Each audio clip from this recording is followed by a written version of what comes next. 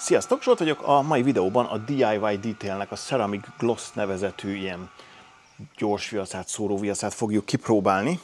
Mégpedig ezen a járművön már kapott egy előmosást, mosást, szárazolást, úgyhogy most tiszta és száraz a kocsi, és fel fogom fújni a felületre a szert, és eloszlatom egy kendővel, majd egy másikkal pedig visszatörlöm. Kezdjük is!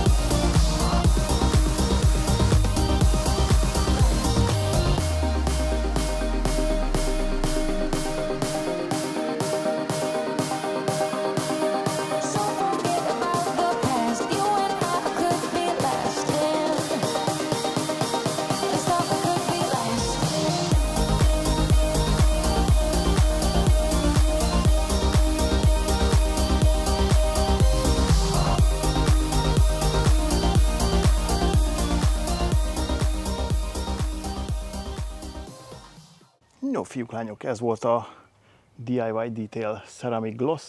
Alig kellett belőle használni, ahogy látjátok.